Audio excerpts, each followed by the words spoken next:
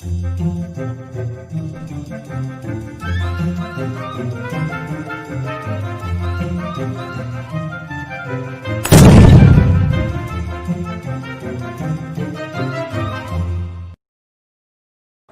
Students, this is Manish Pareek in front of you. Students, इस video में हम बात करेंगे क्लास 11 पर जो हमारा चैप्टर चल रहा था स्ट्रक्चर ऑफ एटम उसमें।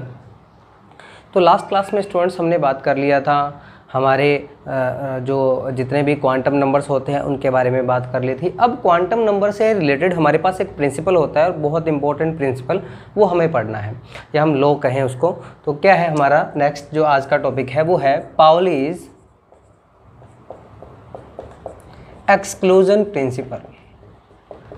पाउलीज एक्सक्लूजन प्रिंसिपल क्या कहता है? पाउली का एक्सक्लूजन प्रिंसिपल ये रिगार्डिंग है किसके? क्वांटम नंबर के ही रिगार्डिंग है।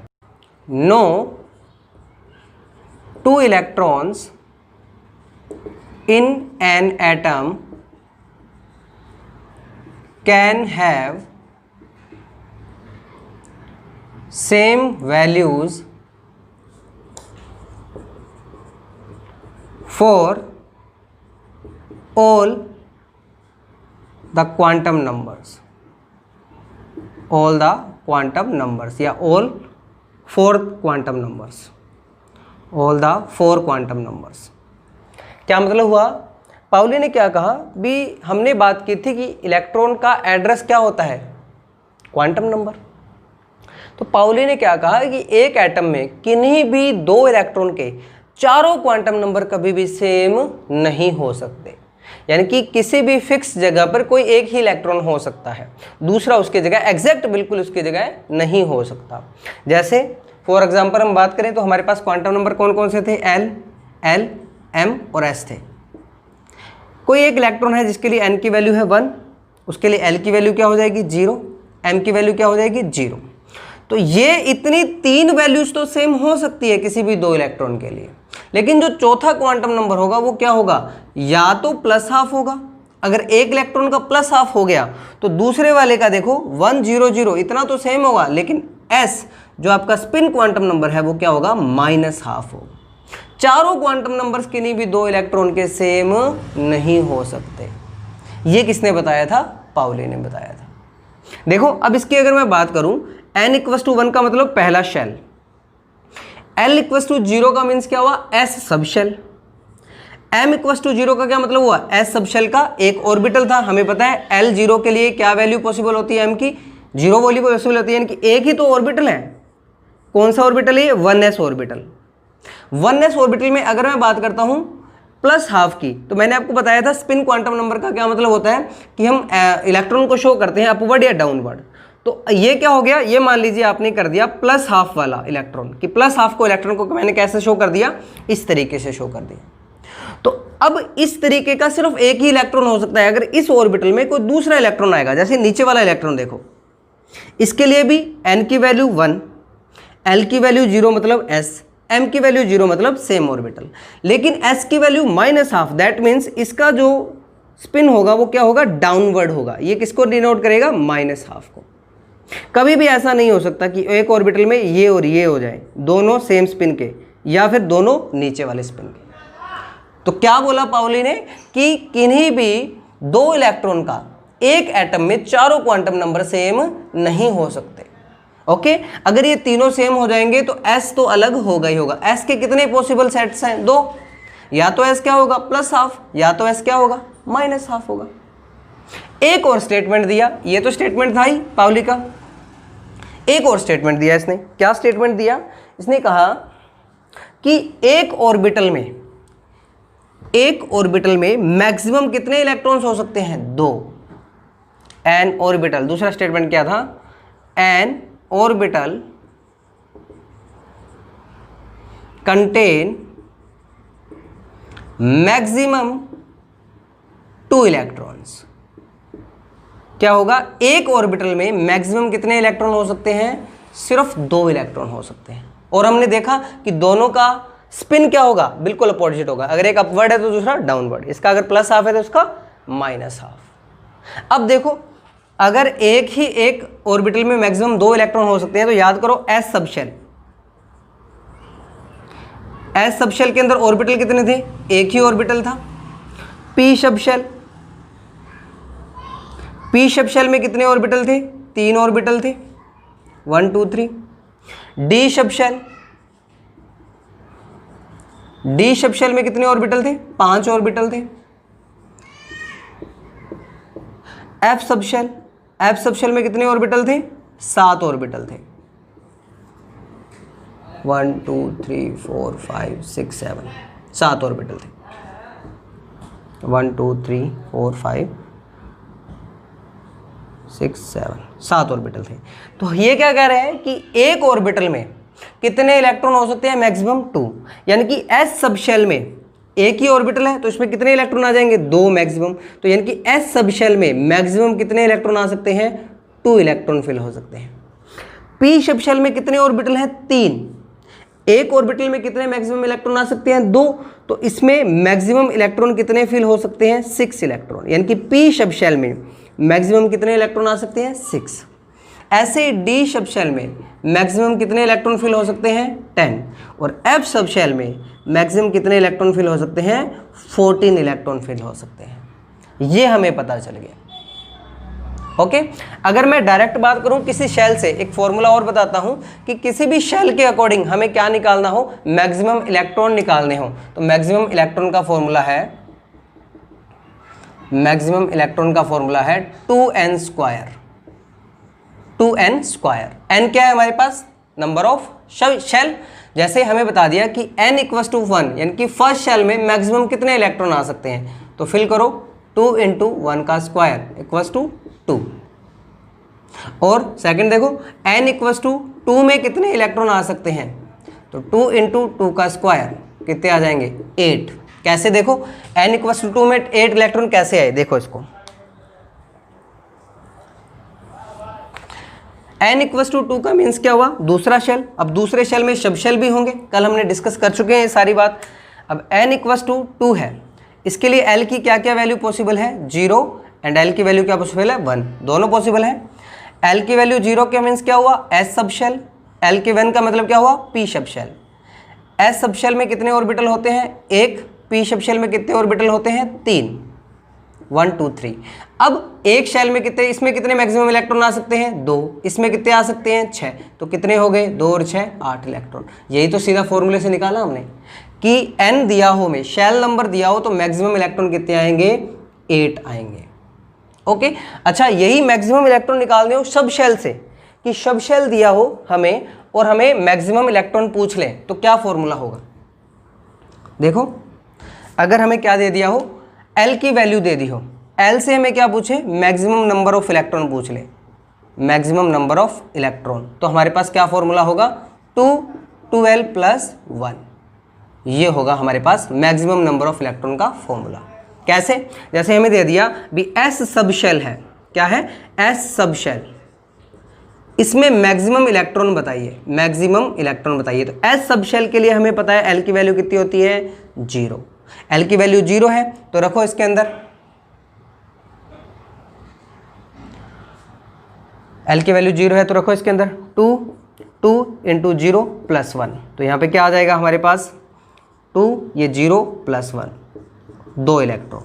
अब हमें कह दिया कि P सब शेल में मैक्सिमम इलेक्ट्रॉन कितने आएंगे, P सब शेल में। अब P सब शेल के लिए L की वैल्यू कितनी होती है, 1, रखो फॉर्मूले में 2, L की वैल्यू कितना है, 1 + 1, तो कितना आया, 2 1 जा 2 + 1 3, 3 × 2 6 इलेक्ट्रॉन। तो ये दोनों तरीके से बता दिए। ये जितने भी फॉर्मूले मैंने कल बताए थे और आज बताए थे, आप इनको एक जगह नोट डाउन करोगे एक पेज पर, ये बहुत काम आने वाले हैं। चाहे ये फॉर्मूला है, चाहे कल वाले फॉर्मूले हैं, चाहे ये वाला फॉर्मूला है, सारे नंबर ऑफ मैक्सिमम इलेक्ट्रॉन इस तरीके से निकाले जाते हैं। सब शेल से भी निकल सकते हैं और शेल से भी निकल सकते हैं। तो हमारे पास कुछ कंसेप्ट आ गए कि भाई एक ऑर्बिटल में आप मैक्सिमम कितने इलेक्ट्रॉन भर सकते हो, 2 इलेक्ट्रॉन, और उन दोनों इलेक्ट्रॉन का क्या होना चाहिए, स्पिन उल्टा होना चाहिए। यही तो बात की ना, जैसे मेरे को इस ऑर्बिटल में 2 इलेक्ट्रॉन फिल करने हैं तो एक ऑर्बिटल में मैक्सिमम 2 इलेक्ट्रॉन आ सकते हैं। पहला अगर मैंने ऐसे फिल कर दिया तो दूसरा हमेशा इस तरीके से फिल किया जाएगा। दोनों का स्पिन कभी भी सेम नहीं हो सकता। ये क्या था? Pauli's exclusion principle. अब इस पे हम थोड़ा कुछ न्यूमेरिकल देखते हैं, फिर और अच्छे से कंसेप्ट क्लियर होगा। क्वेश्चन देखते हैं students. How many electrons in A given atom can have the following quantum numbers. ये क्वेश्चन दे रखे हैं भाई, किसी इलेक्ट्रॉन का ऐसे कितने इलेक्ट्रॉन हैं जिनका क्वांटम नंबर ये होगा, ऐसे कितने इलेक्ट्रॉन हैं जो इन तीनों क्वांटम नंबर को फॉलो करेंगे, और ऐसे कितने इलेक्ट्रॉन हैं जो इन चारों क्वांटम नंबर को फॉलो करेंगे, और ऐसे कितने इलेक्ट्रॉन्स हैं जो इस क्वांटम नंबर को फॉलो करेंगे। तो पहला क्वेश्चन हम सॉल्व करते हैं, ए वाला। देखो n=3 है, यानी कि थर्ड शेल है, तीसरा शेल है। अब तीसरे शेल के लिए L की वैल्यूज क्या क्या पॉसिबल है स्टूडेंट्स? 0, 1, 2, ये 3 वैल्यू पॉसिबल है, 0 से लेके n-1 तक होता है। ठीक है, अब इसने क्या बोला है, ऐसे कितने इलेक्ट्रॉन है जिसमें n=3 और L=1 होगा। अब देखो इसके लिए तो L की वैल्यू क्या आ जाएगी? 0। अब इसमें L की वैल्यू क्या है हमारे पास? 1 है, और इसमें L की वैल्यू क्या है हमारे पास? 2 है। तो इसमें तो एक ऑर्बिटल, इसमें कितने ऑर्बिटल? 3 ऑर्बिटल, 1, 2, 3। ठीक है, इसमें कितने ऑर्बिटल? 2 ऑर्बिटल। सॉरी, L=2 है, तो L=2 तो हमें देखना ही नहीं है, ना ही हमें L=0 देखना है, हमें क्या देखना है? L=1। तो L=1 में कितने ऑर्बिटल हैं? 3 ऑर्बिटल हैं। इसने पूछा क्या है? हाउ मैनी इलेक्ट्रॉन्स, तो मैक्सिमम 3 ऑर्बिटल हैं, तो इलेक्ट्रॉन्स कितने हो जाएंगे? 6 इलेक्ट्रॉन। तो पहले वाले के अंदर यानी कि n=3 और L=1, ये कितने इलेक्ट्रॉन्स का क्वांटम नंबर होगा? 6 इलेक्ट्रॉन का क्वांटम नंबर ये होगा। ठीक है, आया समझ में? अब सेकंड और देखते हैं। देखो सेकंड क्वेश्चन और देखते हैं, बिल्कुल इजी है, थोड़ा सा आपको नया लग रहा होगा, पहली बार पढ़ रहे हो तो ऑब्वियसली चीज़ें कन्फ्यूजन होंगी, लेकिन बार बार पढ़ेंगे, अच्छे से नोट्स पढ़ोगे, वीडियोस देखोगे तो अच्छे से क्लियर हो जाएगा। वही n=3। ठीक है, L की कितनी वैल्यू पॉसिबल है? 0, 1, 2, ये 3 वैल्यू पॉसिबल है, लेकिन हमें क्या देखना है? L की वैल्यू 2 वाला, लेकिन आगे M की वैल्यू भी दे दी। M की वैल्यू क्या होगी? 0। तो L की वैल्यू 0 और 1 तो देखनी नहीं है, L की वैल्यू क्या देखनी है? 2। L की वैल्यू 2 का मीन्स कौन सा subshell? D subshell. D subshell में कितने होते हैं हमारे पास ऑर्बिटल? 1, 2, 3, 4, 5 ऑर्बिटल होते हैं। इनकी m की वैल्यू मैंने आपको बताई थी, m की वैल्यू कहाँ से कहाँ तक होती है? -L to +L, यानी कि -2, -1, 0, +1, +2, ये इनकी m की वैल्यूज है। कौन सा देखना है? m=g वाला, 0 वाला। तो m=0 वाला तो हमारे पास सिर्फ ये एक ऑर्बिटल है जिसके m की वैल्यू क्या है? 0 है। तो एक ऑर्बिटल है तो मैक्सिमम इलेक्ट्रॉन कितने फिल होंगे? 2 इलेक्ट्रॉन फिल हो जाएंगे। तो यहाँ पे देखो कितने इलेक्ट्रॉन? 2 इलेक्ट्रॉन है जिनका जो इस क्वांटम नंबर को फॉलो करेंगे। ओके, अब देखो सी के अंदर क्या दे रखा है हमें? 4 क्वांटम नंबर दे रखे हैं। अब अभी मैंने थोड़ी देर बताया कि चारों क्वांटम नंबर तो सेम किन्हीं 2 इलेक्ट्रॉन के हो ही नहीं सकते। 4 क्वांटम नंबर दे दिया मतलब वो किसी एक इलेक्ट्रॉन का एड्रेस है, तो सोचने की बात ही नहीं है, ये किसी एक इलेक्ट्रॉन का है। ठीक है, जैसे फॉलो करके भी देख लो, n=3, L=2, m=+2, m=+2 का मतलब ये वाला ऑर्बिटल, इसमें s हाफ का मतलब सिर्फ ये ऑर्बिटल जो अपवर्ड है या डाउनवर्ड, दोनों में से कोई भी एक। ठीक है, तो मैं अपवर्ड को +हाफ मानता हूं, तो सिर्फ ये एक इलेक्ट्रॉन है ऐसा। तो कौन सा? सिर्फ एक इलेक्ट्रॉन है जो इस क्वांटम नंबर को, चारों क्वांटम नंबर को फॉलो करेगा। नेक्स्ट आओ, n=3। अब देखो इसके अंदर ना L की कंडीशन, ना M की, ना S की, यानी कि तीसरे शेल के अंदर कितने इलेक्ट्रॉन्स आएंगे? तो सीधा के सीधा आप 2n² से कर सकते हो। 2n², 2 × 3 का स्क्वायर कितना? 18 इलेक्ट्रॉन्स। करके भी देख लो, n=3 है, इसके अंदर L=0, यहाँ पे एक ऑर्बिटल, m की वैल्यू 0, यहाँ पे क्या L=3 है, तो p सबशेल में कितने इलेक्ट्रॉन? 3 इलेक्ट्रॉन। L के अंदर 2 है तो 5 ऑर्बिटल, तो एक ऑर्बिटल, 3 ऑर्बिटल, 5 ऑर्बिटल। तो इसमें इलेक्ट्रॉन कितने होंगे? 2 इलेक्ट्रॉन। इसमें कितने होंगे? 6 इलेक्ट्रॉन। इसमें कितने होंगे? 10 इलेक्ट्रॉन। 10, 6, 16 और 2, 18। ऐसे कौन से कितने इलेक्ट्रॉन हैं जो n=3 को फॉलो करेंगे? 18 इलेक्ट्रॉन होंगे। तो जितनी ज़्यादा क्वांटम नंबर की वैल्यू हमें मिलती जाएगी उतना ही इलेक्ट्रॉन स्पेसिफिक होता जाएगा। तो यहाँ पे तो क्या है, सिर्फ ऐसे इलेक्ट्रॉन जो थर्ड शेल में है, तो थर्ड शेल में 18 इलेक्ट्रॉन्स हो सकते हैं, फॉर्मूले से हमने बताया था 2n² वाले से। तो कुछ इस तरीके से सॉल्व करने हैं। ओके, अब नेक्स्ट देखते हैं। तो स्टूडेंट्स अब हम नेक्स्ट पढ़ते हैं इसी के अंदर। अब जो हमारा नेक्स्ट टॉपिक है जो हमें पढ़ना है वो है हमारे पास क्या? Shape of orbitals. Shapes of atomic orbitals. वैसे तो शेप की मैंने बात कर ली थी, कि कौन सा ऑर्बिटल किस शेप का होता है, कौन सा नहीं, तो अब हम बात करेंगे। अब ऑर्बिटल्स का मतलब क्या है, एस सब शेल के अंदर जो है ऑर्बिटल वो S orbital, P sub shell के अंदर जो ऑर्बिटल है वो P orbital, D sub shell के अंदर जो ऑर्बिटल है वो डी ऑर्बिटल, इस तरीके से होता है। तो वैसे तो बेसिक तो मैंने बात कर ली थी, फर्दर करते हैं। सबसे पहले हम बात करते हैं क्या, एस ऑर्बिटल, एस ऑर्बिटल्स की। तो हम बात करें इसकी शेप कैसे होती है, स्फेरिकल। कैसे शेप होती है, स्फेरिकल। तो अगर मैं बात करूं 1s की, तो 1s कुछ इस तरीके से होता है। ये क्या होता है, न्यूक्लियस के अराउंड 3D के अंदर बनाने के लिए आपको दिखा दिया कि 1s ये है।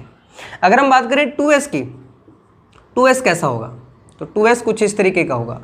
ये 1s, फिर इस जगह से कुछ गैप होता है और फिर ये हमारे पास इस तरीके से लोगो होता है। ये होता है हमारा 2s। 3s की अगर बात करें,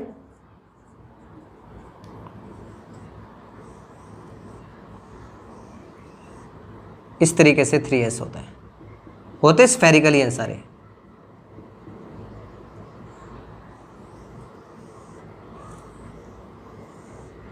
इस तरीके से ये 3s है। तो ये जो मैं बना रहा हूं ना शेडेड एरिया, ये शेडेड एरिया क्या है, ये ऑर्बिटल्स हैं जहां पे इलेक्ट्रॉन की पॉसिबिलिटी है होने की। 3D के अंदर बनता है, बोर्ड के अंदर 2D के अंदर समझा रहा हूं मैं आपको। तो ये क्या है, ऑर्बिटल्स हैं। और देखो ये जो गैप है, जैसे इसके और इसके बीच में ये गैप है, इसको हम कहते हैं नोड। क्या बोलते हैं, नोड। जैसे इसके अंदर कितनी नोड है, एक तो ये रही, एक ये रही, 2 नोड्स हैं। अब नोड्स क्या होते हैं, तो पहले तो आपको याद होना चाहिए और ऑर्बिटल्स क्या होते हैं। ऑर्बिटल्स हमने बताया था 3D स्पेस है न्यूक्लियस के अराउंड ऐसा जहां पे इलेक्ट्रॉन की फाइंडिंग की प्रोबेबिलिटी क्या है, मैक्सिमम है। नोड्स क्या है, नोड्स द एरिया और the point at where probability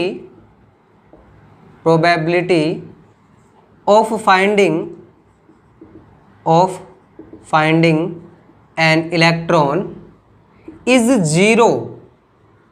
क्या है, इलेक्ट्रॉन के पाए जाने की संभावना, probability of finding an electron is 0, उसकी 0 संभावना है, यानी कि वहां पे इलेक्ट्रॉन हो ही नहीं सकता। उस एरिया को क्या कहते हैं, हम नोड्स कहते हैं। अभी यहाँ पे अच्छे से आपको बोर्ड पे दिख नहीं रहा, मैं स्क्रीन पे एक इमेज लगा दूंगा, उससे आपको अच्छे से दिखेगा। अब दिख रहा होगा, इमेज देख लीजिए। इस तरीके की होती है 1s, 2s और 3s। बीच में जो स्पेस होता है उसको हम क्या कहते हैं, नोड्स कहते हैं।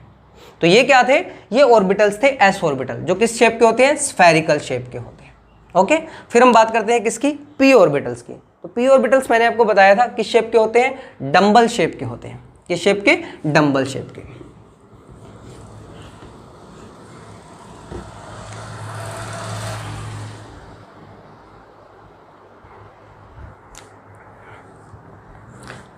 बात करते हैं हम पी ऑर्बिटल्स की। पी ऑर्बिटल्स, तो पहले तो पी ऑर्बिटल होते कितने हैं हमें पता है, पी सबशेल में 3 ऑर्बिटल होते हैं। इस तरीके से हमने लिखे थे, याद हो तो आपको, पी एक्स एक्स एक्सिस में, पी वाई वाई एक्सिस में और पी जेड जेड एक्सिस में। कैसे बनते हैं ये, मान लीजिए ये एक्सिस बना रहा हूँ मैं, ये एक्स एक्सिस है, ये वाई है और ये जेड है, ठीक है। तो पी एक्स का मीन्स क्या हो गया, जो हमारी इलेक्ट्रॉन डेंसिटी है, जो लोब है डंबल्स की, वो शो करेंगे हम एक्स एक्सिस पे। ये हमारा क्या हो गया, पी एक्स ऑर्बिटल। ओके, ऐसे ही पी वाई क्या हो गया, जो हमारी एक्सिस है वो वाई ऑर्बिटल पे हो, जो लोब है वो किस ऑर्बिटल पे होंगी, किस एक्सिस पे होंगी, वाई एक्सिस पे, उसके हम क्या कहेंगे, पी वाई ऑर्बिटल। ये इस तरीके का क्या होगा हमारा, ये होगा P Y orbital. Okay, P Z जो लोब होगी, जो इलेक्ट्रॉन डेंसिटी होगी, वो कौन सी एक्सिस पे होगी, जेड एक्सिस पे होगी। ये मान लीजिए एक्स है, ये जेड है, या इसको बना ले वाई और ये जेड। तो क्या होगा, जो इलेक्ट्रॉन डेंसिटी है या जो लोब है हमारी, वो कुछ इस तरीके से होगी। ये क्या होगा, पी जेड ऑर्बिटल।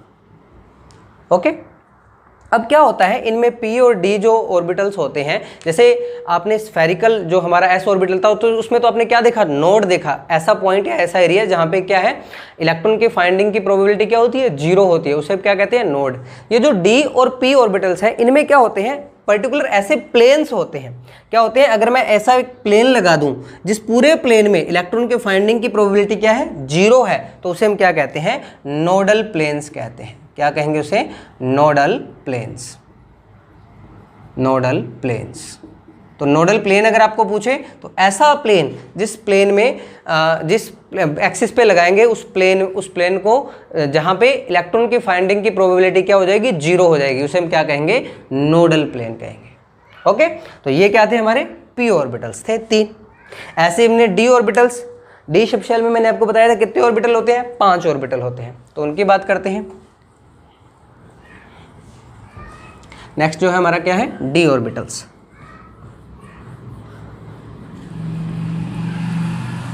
देखो d ऑर्बिटल्स, तो d ऑर्बिटल्स हमने बात की थी, कितने ऑर्बिटल होते हैं, 5 ऑर्बिटल होते हैं, 1 2 3 4 5। मैंने आपको नाम भी बताया था, dxy, dyz, dxz, dx² - y², dz², ये 5 ऑर्बिटल होते हैं। अब इनको बनाते हैं, देखो किस तरीके से बनेंगे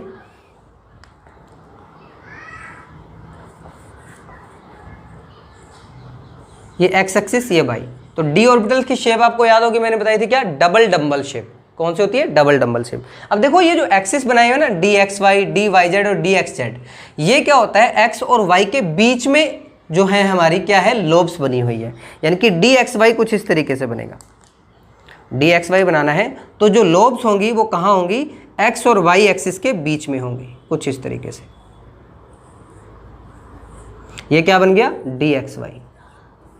ऐसे ही dyz बनाना है तो जो लोब्स बनेंगी वो कहाँ बनेंगी, y और z एक्सिस के बीच में बनेंगी।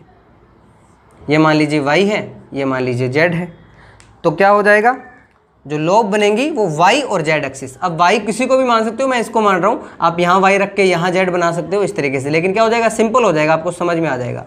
तो y और z एक्सिस के बीच में जो होगा, बस ध्यान रखना है ये इन बिटवीन द एक्सिस बनेंगे। ये जो dxy, dyz और dxz है, ये इन बिटवीन द एक्सिस बनेंगे। ये क्या हो गया हमारा, dyz हो गया।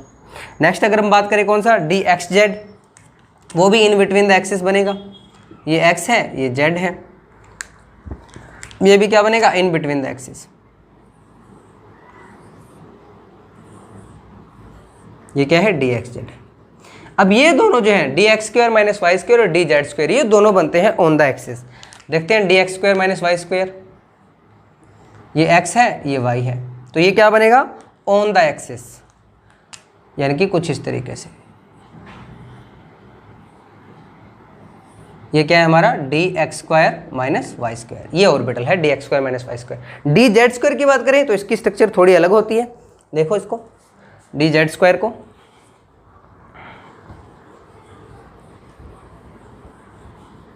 dz² कुछ इस तरीके का होता है। ये मान लिया z एक्सिस है, ये x एक्सिस है, तो जो लोब होती है एक तो z एक्सिस पे होती है इस तरीके से, बाकी जो इलेक्ट्रॉन क्लाउड होता है वो एक तरीके से सर्कुलर रूप में, सर्कुलर वे में इस तरीके से रोटेटेड रहता है, यानी कि डिस्ट्रीब्यूटेड रहता है इस तरीके से। एक तो लोब होगी और बाकी जो इलेक्ट्रॉन डेंसिटी होती है वो सर्कुलर रूप में ऐसे रहती है, सर्कुलर फॉर्म के अंदर। ये मैं दिखाऊंगा आपको स्क्रीन पे, बड़ा साइज करके अभी आपको दिखा दूंगा एग्जैक्ट dz² कैसा होता है। बाकी तो आपको समझ आ गए होंगे, बाकी भी मैं एक बार सभी जो ऑर्बिटल्स हैं डी के वो सारे के सारे दिखा दूंगा। तो ये सारे क्या थे हमारे पास, ऑर्बिटल्स की शेप की बात की, तो ये भी आपको याद रखना है। तो आज हमने पाउली एक्सक्लूजन प्रिंसिपल पढ़ लिया, उसके रिगार्डिंग क्वेश्चन कर लिए और हमने शेप ऑफ ऑर्बिटल्स की बात कर ली। तो होप सो कि आपको ये समझ में आया होगा। तो वीडियो अगर आपको पसंद आई है तो प्लीज़ लाइक कीजिए, शेयर कीजिए, सब्सक्राइब कीजिए। Thank you so much.